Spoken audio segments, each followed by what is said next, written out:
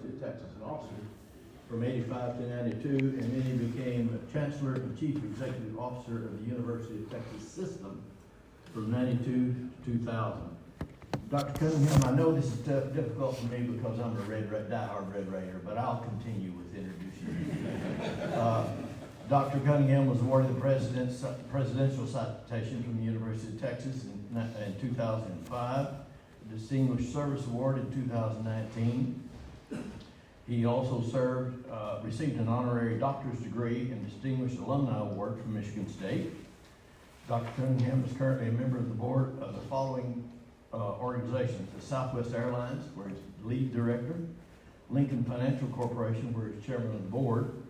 He's also a member of the John Hancock Mutual Funds Board, and he is chairman of the Nuclean, which is a development of miniaturized PCR devices. I have no idea what a PCR device is.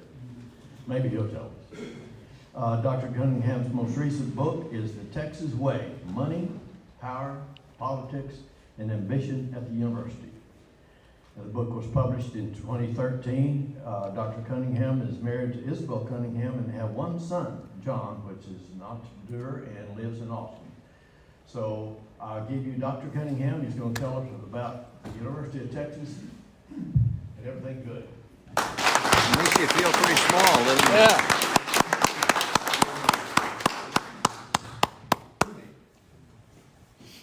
Thank you all very much. It's a pleasure to be with you. I'm not sure how long I can stand, and Tom's been very nice. I had a knee replacement. How many of you all have had knee replacements? Well, you know what I'm going through. This is my second. I like the first one so much, I decided to do another one. This is my second one. I'm about 3 months into it, so I'm on the way to recovery, but it is a pain in the knee, I guess is what you want to say.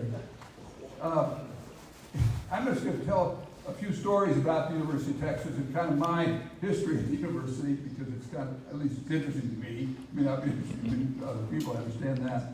But in November 1992, I'll never forget this, I was in London having lunch with the Queen Mother.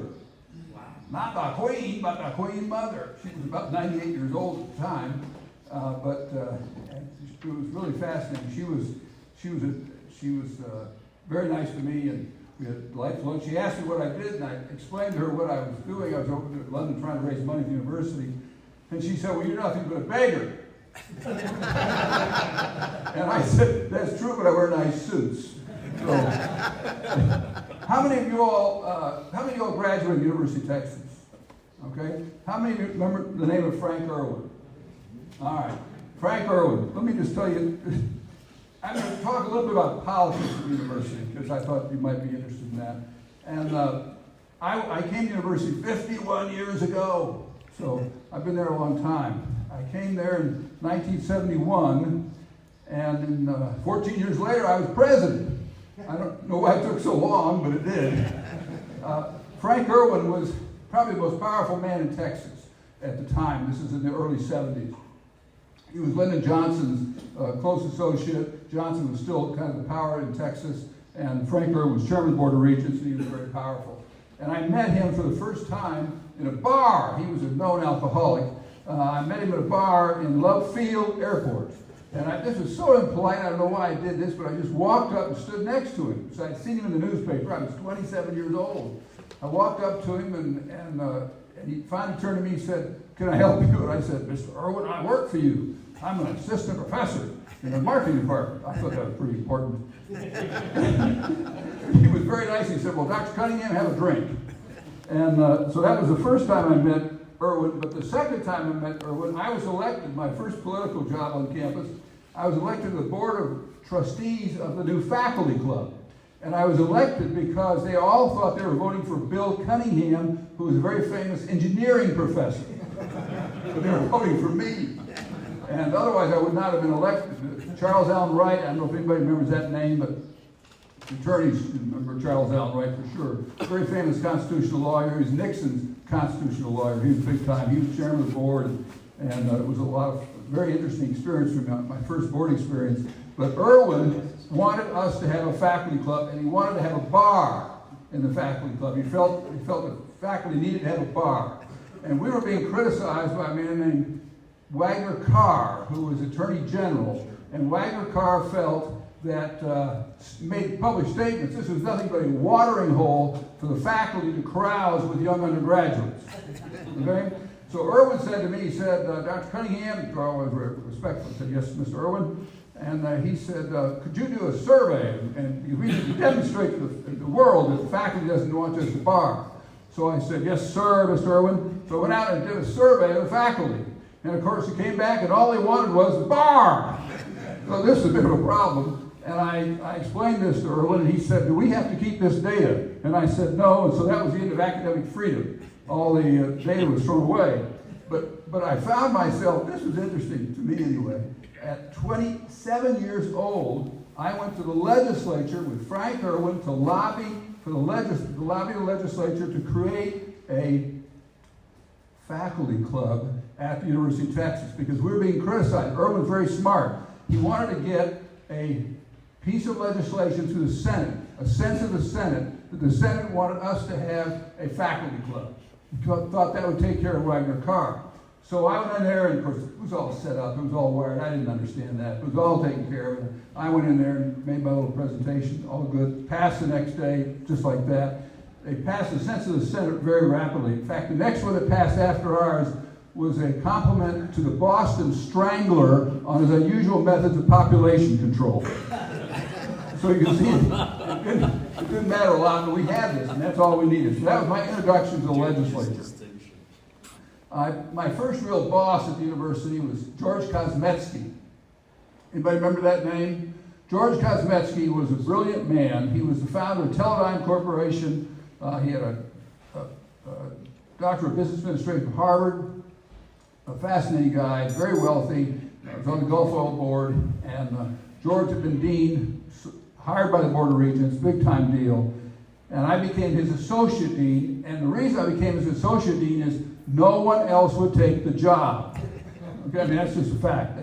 I've been at the university only about 4 years or 5 years, and I became his associate dean, which we say at the university is a mouse studying to be a rat. Okay, that's what an associate dean is. And I did that very quickly. It morphed into a deal where I was kind of running the inside of the college. I guess we'd call it a COO job now.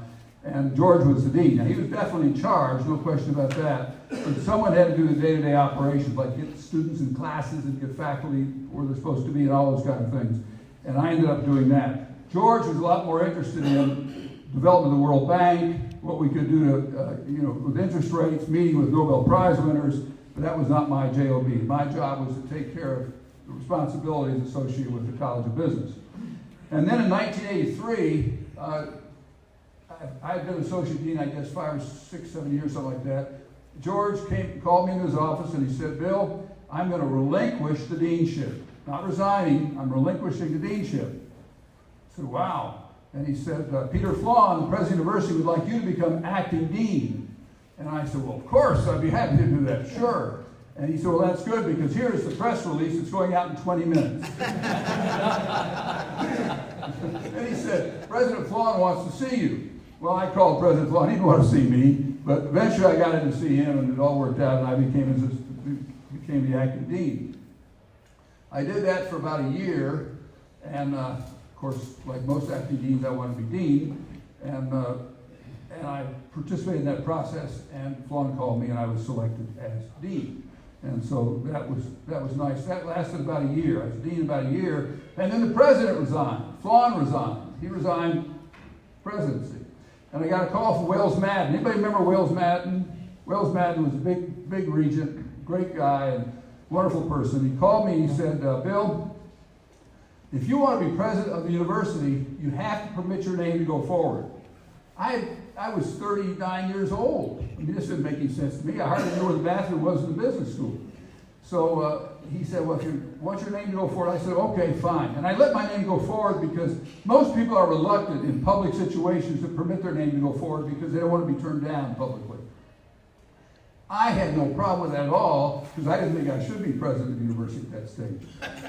But my name went forward, and I was one of 140, and I was one of 120, and then 80, and then 60, and then 40, and then 4. I was still there. Couldn't believe it. And I got a call from Jess Hay. Anybody remember Jess Hay?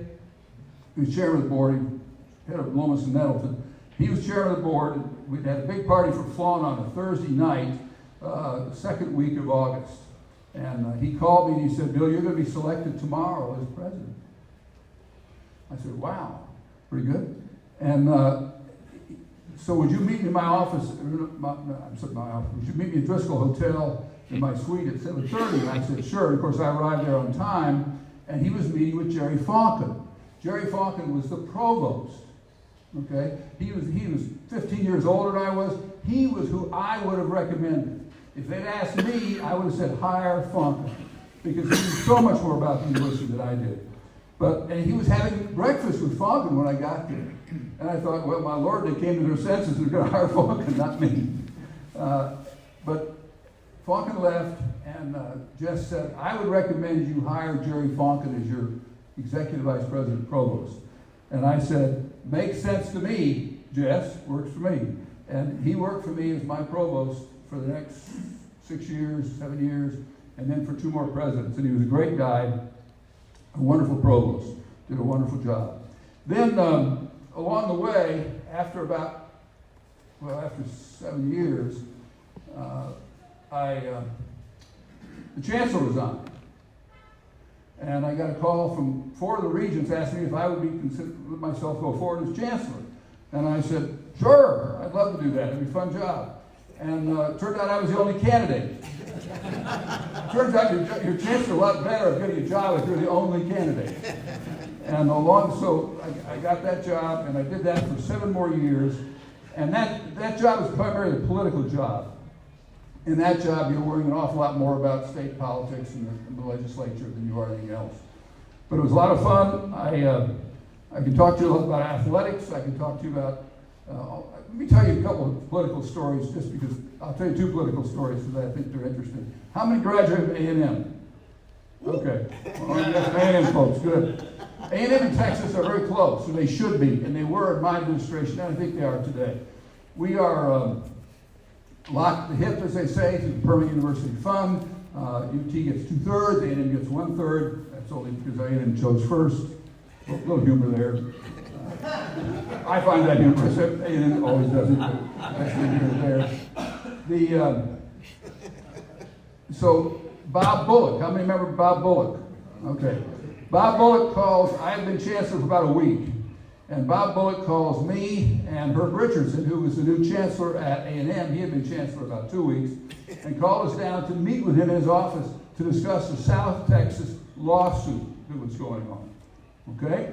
And what happened was that we had been sued, the University of Texas and the state of Texas had been sued because we had not created a university of the first class in South Texas. That was the theme of the lawsuit. In state court, we knew we were going to lose this case. No way, impossible. It's a political judge, a political district. Of course we would lose the case. But we put on a very good defense, and along the way, we won the case. All of a sudden, the people in South Texas understood the law and we won the case. Shocked, and then the judge threw out the results. He threw out the results because he said, obviously, the jury spent no time paying attention to the case. Thank you very much, Judge. I appreciate that. Now, one advantage the University of Texas has is we can go directly to the Supreme Court. So we went to the Supreme Court, and the Supreme Court, which was dominated, it was probably half and half Republicans, Democrats, but 9-0, they voted for the University of Texas. So we're out of the suit. But Bullock calls me down, and he says, what are we going to do about this South Texas problem? Okay? And so we're sitting around there, his table, and this went on for several hours, actually. And he went after Herb in language that I will not even use in this company. But it was really pretty tough. And he basically went after Herb because he said, you guys don't have the balls, that was one of his nicer terms, to name the institutions in the Texas A&M system, Texas A&M. That is, you call it West Texas State, you don't call it Texas A&M app. You won't use the mothership name. And he said, at least these slime bags at the University of Texas will let their names be used all over the place. So I kind of stepped back farther and farther and said, well, I like Herb a lot, but I don't need to get in the middle of this fight. And at the end of it, he said, at about noon, it was probably started at 9 in the morning, about noon, he said, you guys want to stay for lunch? I don't want to stay for lunch. I want to get out of there as fast as I could. But he said, no, oh yes, Bob, we'd love to stay for lunch. So they brought in some fried, refried stuff, you know, a cardiologist was on guard, I guess. And at that stage, he said, for the first time, what do you have in mind for South Texas? What is your plan for South Texas? He looked at me, now turned his attention away from Bullock, and I said, well, Governor, we have a detailed plan for South Texas. He said, good. I want to see it tomorrow morning. I said, great. So I got out, and I ran back to the office, and I called the Vice Chancellor, and I said, what is the plan for South Texas? Remember, I'd only been Chancellor about 10 days. And he said, there is no plan. And I got to go back and see Bullock at 8 o'clock in the morning. And so with that, we put together a team of people who worked all night long. And I called all the presidents, and I said, you all have all wanted money to support your South Texas institutions. Now is the time. So we put together a plan, and we took it back to Bullock the next morning. Herb was there. I was there. I gave him the plan. He sits there and reads every line of it, like 4 pages, 5 pages. And I was there at 2 o'clock in the morning. I had writers there until 8 in the morning. And he got through it. He said, this is typical of the University of Texas. He said, this is well done, well thought out. Obviously, you all spent a lot of time on this. This is typical of what the University of Texas does. So he says, I felt pretty good at that stage. And he says, how are you going to pay for this? How are you going to fund it? And I said, Governor, you always call him Governor. I said, Governor, my goal, my job is to present you with ideas and problems. Your job is to fund it. He didn't think that was funny at all. So he said, come back with a plan. I said, well, okay, I'll go to work on that. I had no idea how we were going to fund this. And then the coordinating board. Everybody know what the coordinating board is?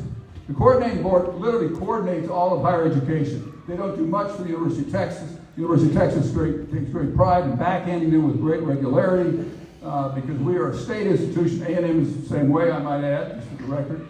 But they control everybody else. But the chairman of the coordinating board, new chairman, came down to see me and he said, whatever you do, don't do tuition revenue bonds.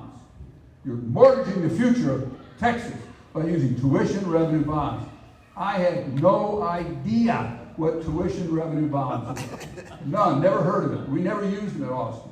Tuition revenue bonds are bonds that are supported and guaranteed by the tuition, but they're paid for by the state, and the state would have to renege. But the state could renege, and then we'd have to pay for it. So he left, and I called my executive staff immediately and said, come in my office, it's tuition revenue bonds. That's what we used. And I called Bullock up and I said, Governor, it's tuition revenue bonds. We can do $1 billion worth, no problem. He said, brilliant. And so we did tuition revenue bonds. So sometimes things work out. I'll tell you one other story, and then I'm going to stop here and try to answer any questions you might have. But this job, you really do see interesting people come through the door a lot. And I got a call from Bernard Rapport. Anybody remember that name? Bernard Rapport. He was chairman of the Board of Regents during my period at the end. Very liberal. He was one of the Democrats' largest supporters for 40 years. His father was a communist. His father got thrown out of Russia by the Tsar. He was a communist before the communists were in power. He got thrown out of Russia, went to San Antonio, sold blankets. Rapport goes to San Antonio Community College, very liberal, and then he comes up and goes to the University of Texas. And he develops an insurance company that turns out to be very profitable, and Rapport made an awful lot of money. Made a lot of money, $100 million or more. He made a lot of money. So his father never really trusted him, he said, because he made so much money. But Bernard calls me, and Bill Clinton has been elected. I've met Clinton a couple times at that stage through Rappaport. Clinton gets elected. A year later or so, Hillary Clinton comes up with Hillary Care. I don't know if you all remember that. Okay, Hillary Care. Comes up with Hillary Care. And Rapport calls me and he says, Bill, he used to call me every day. Every day. It was incestuous. It was like having your father as your boss. It was wonderful. I loved it, I must say. He made 40 telephone calls a day. He was everywhere. but he would call me once a day, and he always wanted to do whatever we wanted. He couldn't have been more supportive of the university, whatever we wanted, he wanted to do. And he calls me up and he says, this is so great, this Hillary care, this is wonderful. And so I had to decide whether I say truth to power. And I passed the test. I said, Bernard, I didn't call him B then, I called him Bernard. I said, Bernard, this is going to be a disaster for our medical schools. I was now chancellor. I was now worried about not just UT Austin, but worried about the medical school. And I explained to him that the funding of this was all going to come out of the medical schools. And he listened to me for about 3 minutes, and then he said, well, we'll have to kill the bill. And this was typical of Rapport. He understood what his responsibility was. And his responsibility was not to his old pal, Bill Clinton. And incidentally, they were close. Clinton and I both spoke at his funeral. They were very close. They were very close. But he said, we'll have to kill the bill. He said, well, next week we'll go to Washington and we'll see Kennedy and Rockefeller, and you'll speak to 7 or 8 senators, and we'll do the whole thing. And I thought to myself, sure, I'm out of this deal. I dodged this bullet, bang, went right by me. I'm a success. Next week I find myself in Washington. And I bring the Vice Chancellor of Government Affairs, the Vice Chancellor of Medical Affairs, and Rappaport. And Kennedy does have a lunch for us. True. Rockefeller sees in his office. It's true. We see the House Committee on Medical Affairs has a special meeting that we get to testify in front of about this bill. And at the end of the day, it's about, we'd seen like 6 senators at that stage in House, and then we're on the next day. At the end of the day, I'm ready to go to a nice bar and have a big steak and a martini. That's what I want to do. Okay? And at literally 5 o'clock, something like that, Rapport says, the last meeting, he says, do you have any tickets to the State of the Union speech? It's that night. That night. I remember opening my coat like this and saying, Bernard, I can get you tickets to a UT football game, maybe, even a basketball game, but I can't get you tickets to the State of the Union speech. And he says, well, let's go see Tom Foley. Tom Foley, Speaker of the House. So let's go see Tom Foley. Okay? Let's go see Tom Foley. So we race across out of the Senate office building over to see Foley's office. And we go upstairs, and Rapport says to this young girl, she's probably 22 years old, typical intern up there. He says, you're the prettiest young girl I've ever seen. Now, do I know that? Oh, I don't know that. But I know she's in the top 7 because I heard him say that 6 other times that day. So I know he's in the top 7. So he says, I'm Bernard Rapport, and I'd like to see Tom Foley. It's now like 2 hours or so before the State of the Union speech. And she says, just a moment, and out comes Foley. He says, come on in, guys. So we walk into the speaker's office, and we're sitting around a table, yucking it up, having a lot of fun, telling stories, talking big, and who do you think comes in? Bill Clinton. Now, apparently I didn't know this because I have a BBA. I didn't go to undergraduate school of liberal arts, so I had to learn the hard way. So, apparently the president always comes in and delivers a speech to the speaker before he does formally in the House and Senate chambers.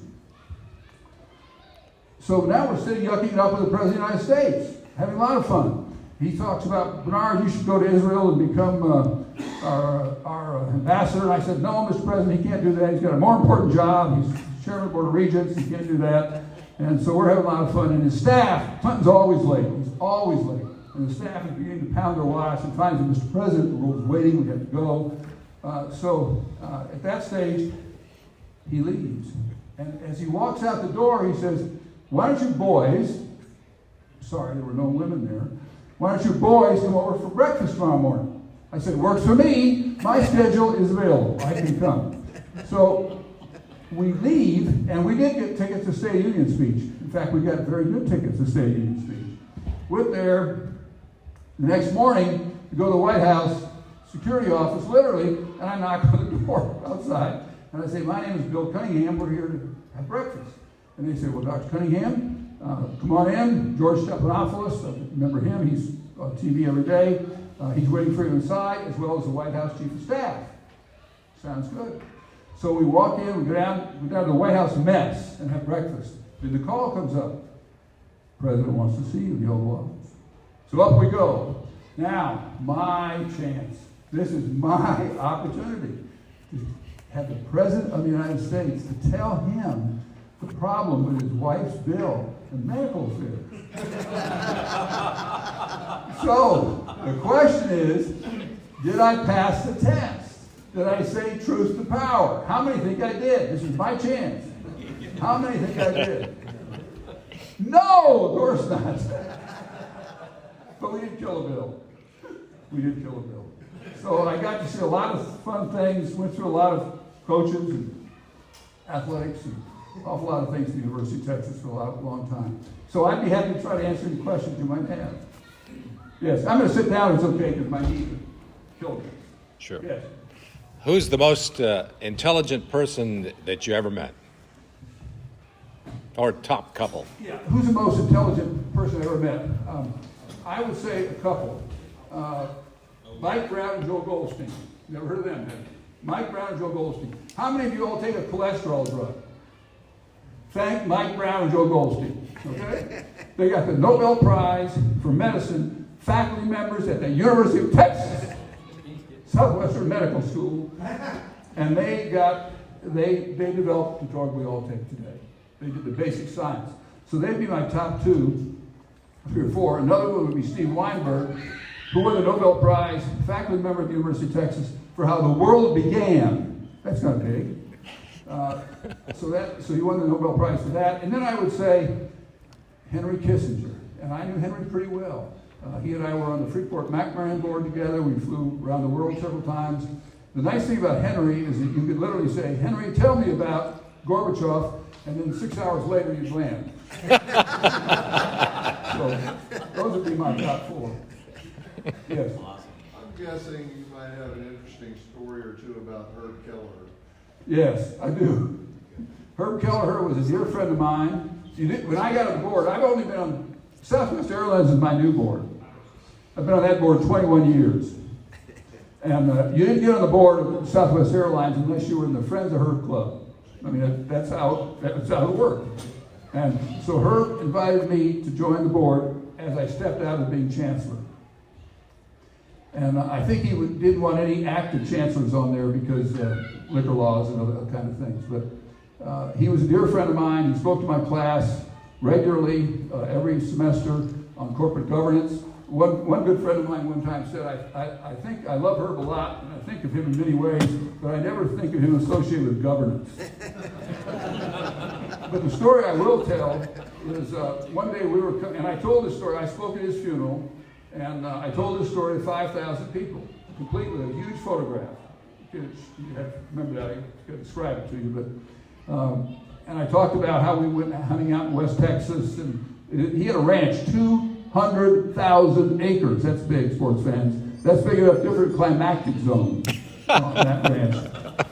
And I told a story about one time, I told 2 stories here. One time, we're in the car with him, along with Peter Flawn, and we were armed to take on the Russian army. You know, we had every kind of gun you could imagine. And one person said, I hope that shotgun isn't loaded. And it was the front seat. And the guy said, it isn't. He pulled the trigger and it blew a hole. The Suburban that big. So it was loaded. But my real story is, Herb and I came out of a bar over in Dallas, and it was not a strip bar, it wasn't, but it was kind of a scruffy bar. They let Herb drink, and of course drink is easy and smoke in there. And we walked out, and I said, Herb, let's get over here. And this woman came by and said, I want you to get my picture with Herb Kelleher. And so we got the picture. I said, Herb, I got it in there. And so what I got in was that in the picture was this back out of a store, and the store was condoms to go. I said, Herb, I got the picture with condoms to go, and he said, I thought all condoms were to go. So I told that story. He was a great guy. One last thing. We do everything by the book at Southwest. We really do. Gary Kelly, a former student of mine, is our chairman. He just stepped down as CEO. They're all good friends of mine. The CEO, Bob Jordan, is now CEO, an Aggie, I might add. But the president is a former student of mine. the head of finance, executive vice president, student of mine, attorneys, student of mine. They're really wonderful people, needless to say.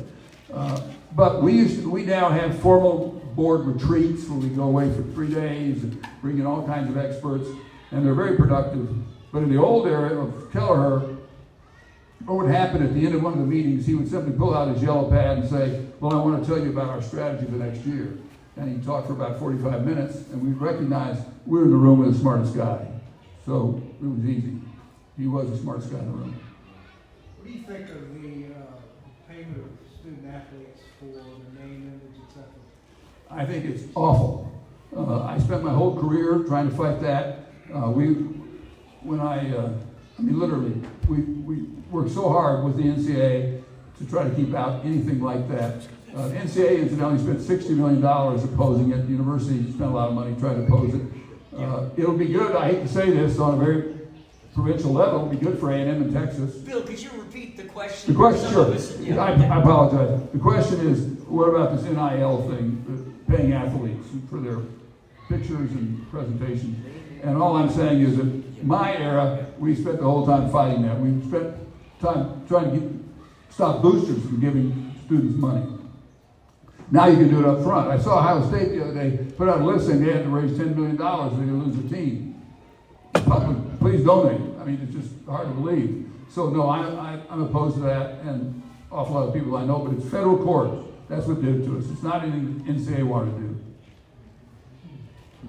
Yes, sir. Is there any chance, part of the problem with the NIL is it's unregulated. I mean, there are no caps, there's nothing. Is there any chance that the NCAA could step in somehow and become somebody that sets standards that all of the universities have to follow? Well, of course, is there any chance the NCAA can play a role in this, fundamentally? I would guess no. Now, any chance, that's unfair because there's always a chance something could happen. But the NCAA, that's the role the NCAA played for 50 years, maybe longer.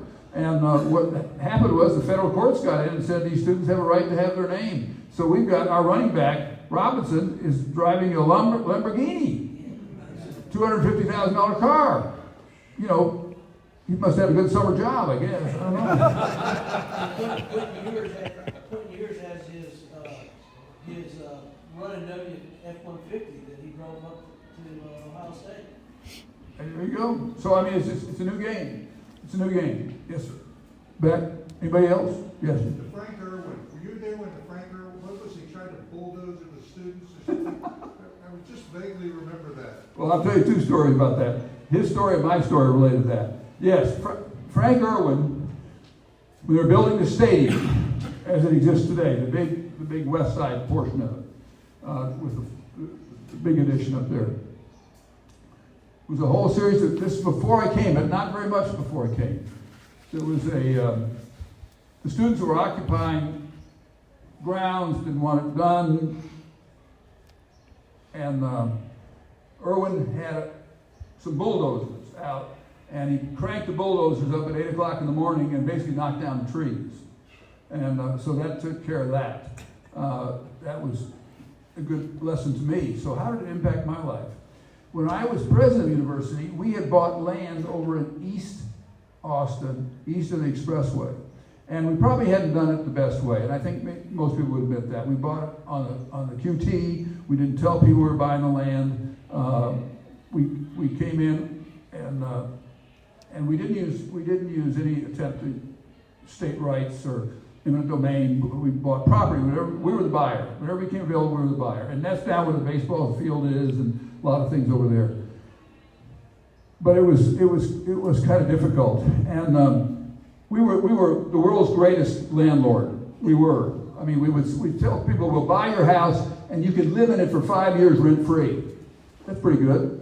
And we'd buy the house and we'd say to the city, you want the house? Come get it. It's yours. Not a problem. Welcome to the house. Take it. And so we went through this for 4 or 5 years, and we had a number of houses up that we were trying to give away, but the city didn't want them because they were just rat traps and didn't want them. But we had protesters and all kinds of stuff. So I pulled a Frank Irwin. We literally got the bulldozers out there hidden. pulled them out at 8 o'clock in the morning and knocked down the houses. And I said to the guys, run through every house, put every house on the ground that is ours, that there's no one living in. And the city council started calling me right away. And of course, the nice thing about the university is we are a constitutional entity. We're above the city, so we don't really have to pay much attention to them. Gives yourself a lot of advantages. But, so I just we didn't take their calls. And when it was done at about 4 o'clock in the afternoon, there was one man standing, this was the middle of August, standing on a hot roof, had been there all day. And when we left, we said, and by the way, we don't own this house. So he sat there the whole day on a house that we didn't own. So we let him sit there and roast his bottom off. Anybody else have a question? Yes, sir. The dissolution of the Southwest Conference, was that before your time, or? No, I was involved in that several times.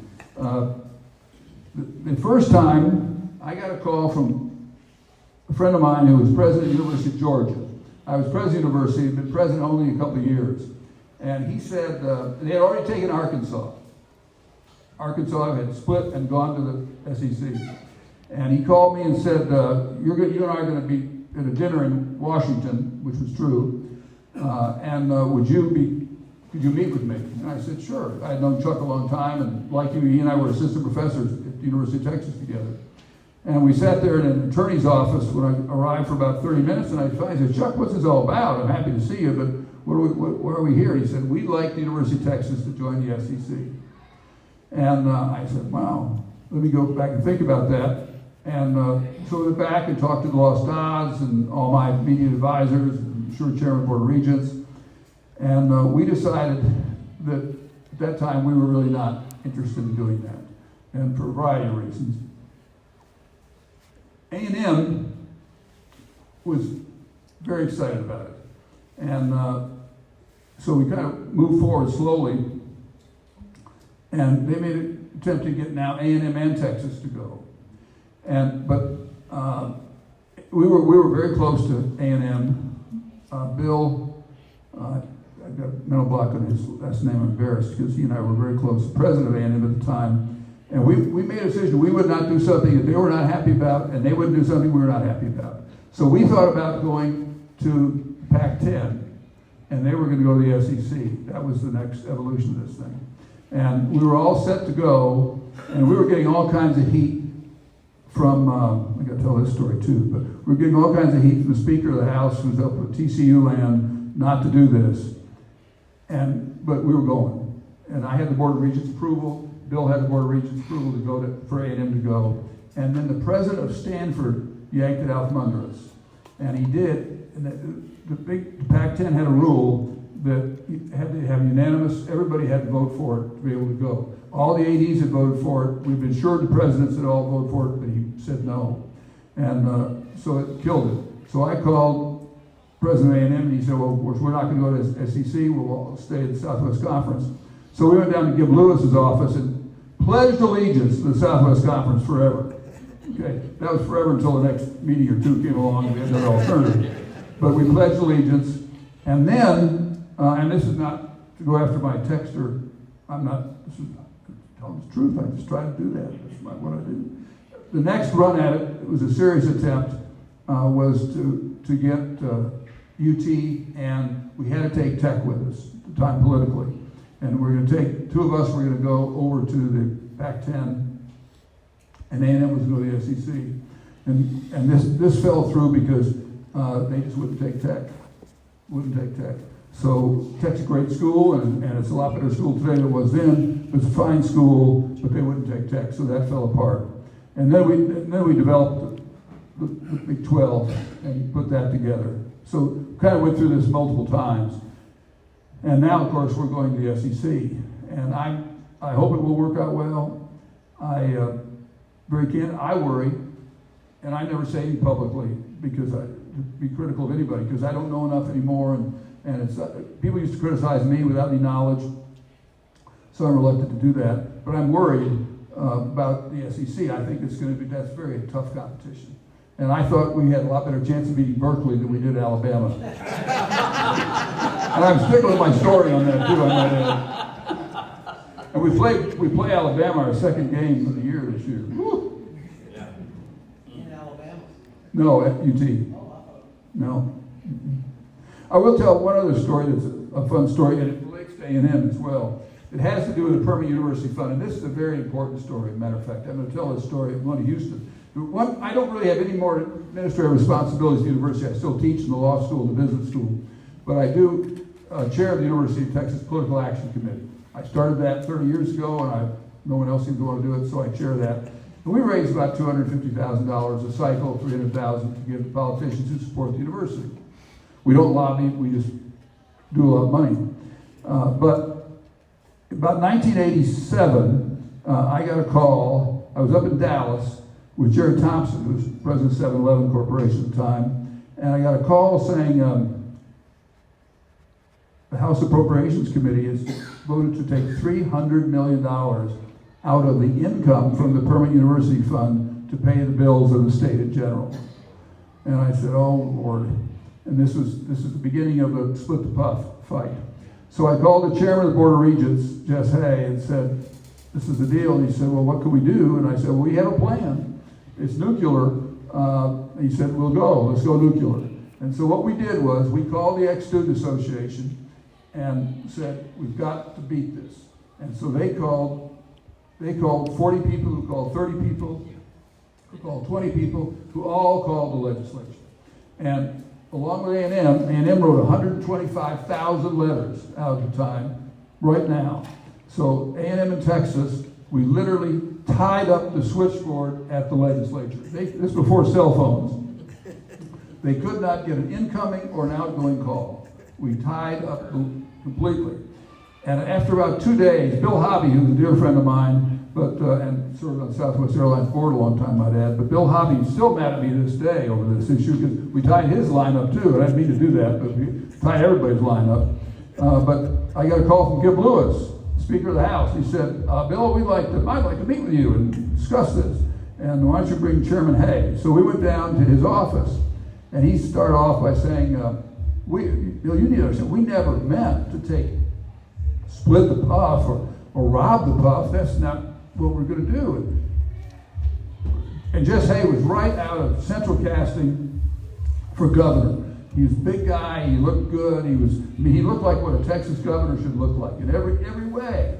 And this is now beyond my control. I didn't have enough stars on my shoulders to handle this issue. So Jess looked at him and said, okay. And then Gibbs said, what we'd like to do is borrow $300 million. And Jess looked at him without a just deadpan look and said, well, that's not a problem, Gib. We can loan you $300 million. That's easy. But we would need collateral. And Lewis kind of pulled back and he said, well, what do you mean? And he said, well, we need collateral. What kind of collateral? He said, the state office buildings. Capital. Well, that killed it, as you can imagine. So we were out and we didn't have to loan the penny and it died. But I worry that there will be an attack on the Permian University Fund this time. And so we're getting revved up to try to keep that from happening. Yes, sir. Could you comment, there was street talk about the friction between A&M and Texas around the establishment of the Longhorn Network? Well, I'll give you the UT side. Friction between UT and A&M or the Development Longhorn Network. What I know is only the UT side. I don't know the A&M side. And what I also know is what I've been told, because I was not involved in it. But our side of the story is that we went to A&M and we said we want to develop a flagship network. And we want A&M in Texas to be involved in it. And it would be like the Longhorn Network, but it would include A&M in Texas. That's our side. May not be true, but it's our side. And with that, we proceeded, but A&M had no interest, and they showed no interest. And we asked them several times, and then we worked out our deal with ESPN where they gave us $30 million, and A&M became very interested, and we said, sorry, it's too late. So, yes, there was friction, and that may be one of the things that led to them joining the SEC. Yes. What are your views on the hike? The hike was to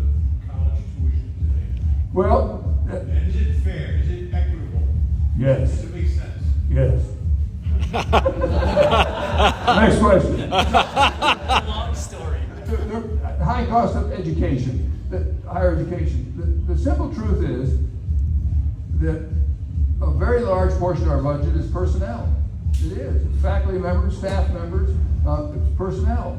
And faculty members seem to want to get paid like everybody else wants to get paid.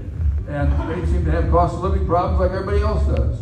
And so if you're going to continue to try to have a world-class university like A&M, Texas, what Texas Tech wants to aspire to be, you have to pay people, pay them pretty well. And as a result, that drives an awful lot of our costs. What would you guess we pay? What would you guess we pay a brand new assistant professor in, say, accounting or finance today? This guy is 25 years old, maybe 27, very little experience, on the tenure, now doesn't have tenure, on tenure track. What do you think we pay him? $150. Is that for 9 months or 12 months? I don't know how it works. Well, the answer is we pay them about $180 for 9 months, and then we guarantee their summer salaries. So we give them another third. Okay? And that's the price of doing business.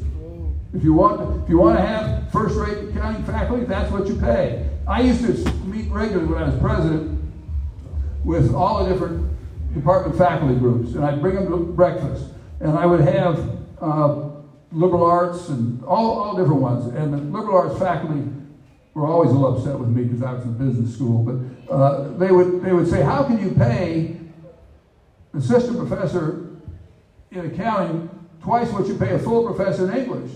And I would say, it's the market, folks. It's the market. If we would pay English professors what we pay accounting faculty, we'd have the highest paid English department in the country. If we pay pay accounting people, we pay English professors, we wouldn't have an accounting department. You know, which is just true. Yes, sir. How does the problem with housing for students at the university? I hear just anecdotally stories that just blow my mind about how difficult it is, especially for incoming freshmen, to find housing. How difficult is it for students to get housing? I don't think it's a big problem. Now, it's not that it's cheap, so that may be, people may not like to pay what the rent is, but the university can accommodate, and remember, I'm out of power, so what I say is I believe to be the case. We can accommodate, for example, every freshman on campus who wants to go. On campus, student UT housing, on campus. Is that dormitory? Yes, yes. Now, after that, most students don't want to stay in university housing more than a year. In fact, but many don't even stay a year. They go to private dormitories. A decision was made many years ago, well before I came to university, that we would outsource a lot of the cost of building dormitories to the private sector. So if you go downtown, around campus, you'll see all kinds of big dorms that are built with private money. So I think it may be more a cost than it is availability. What do you think about this now, 7%, the top class, 7% admissions? What do I think about the top 7%? Well, tell you a story about that.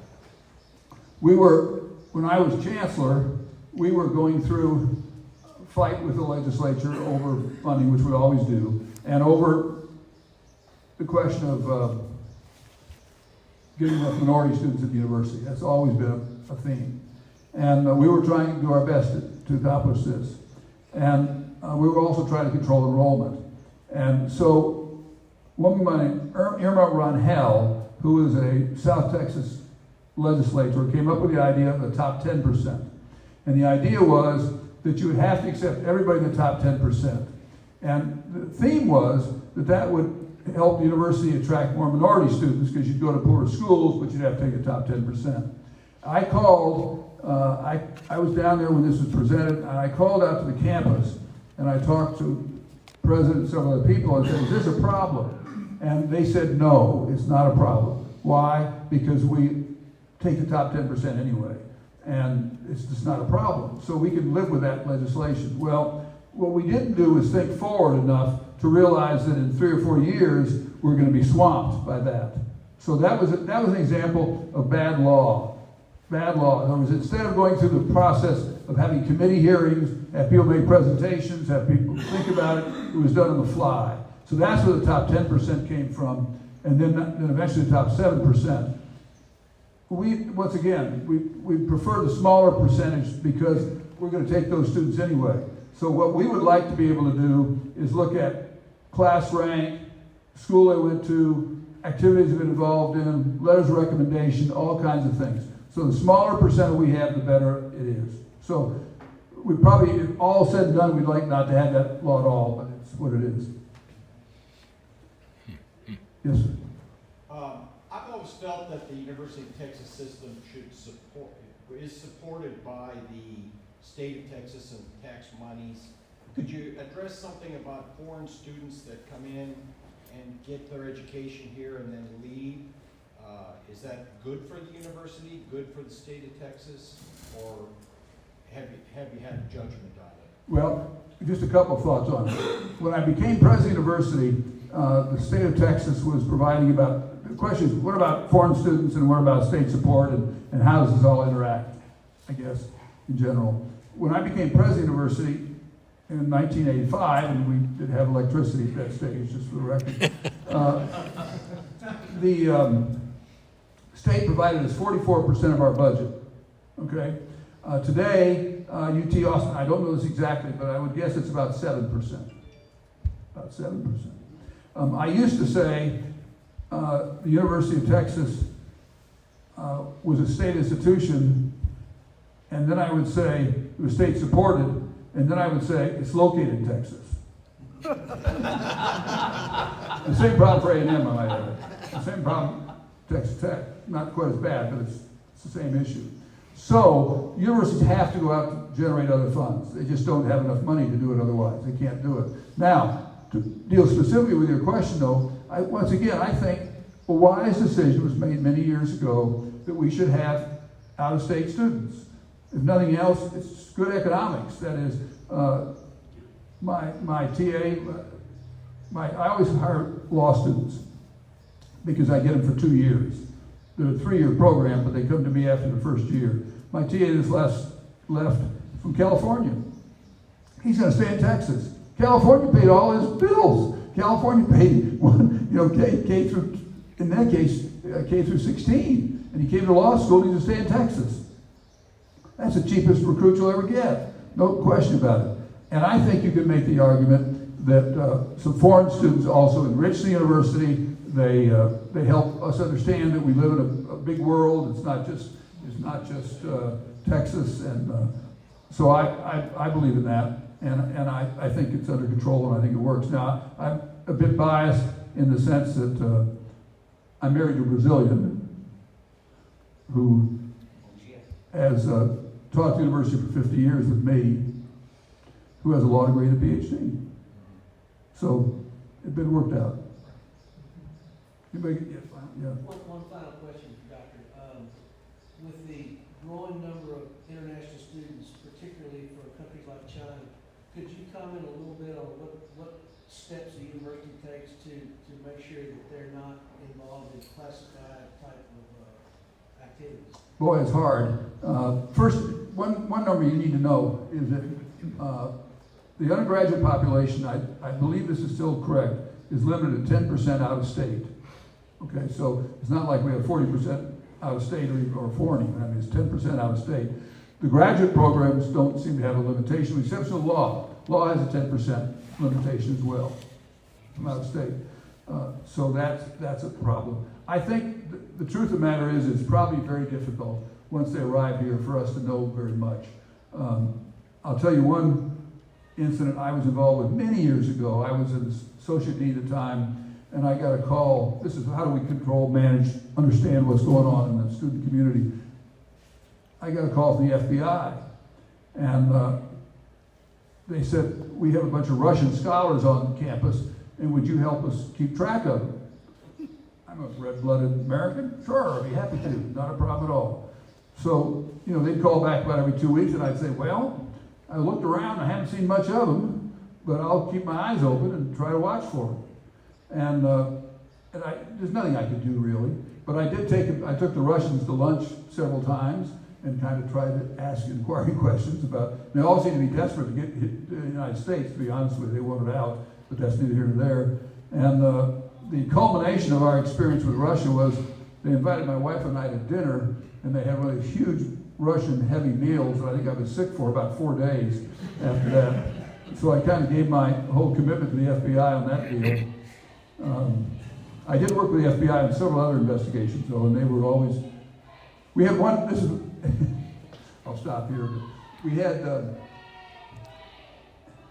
I got involved as an expert witness for the FBI several times. Pushed that aside. So, and the FBI keeps track. They remember. They do. They remember who you are and what you did. They do have good records. So I've been helpful to them on several occasions.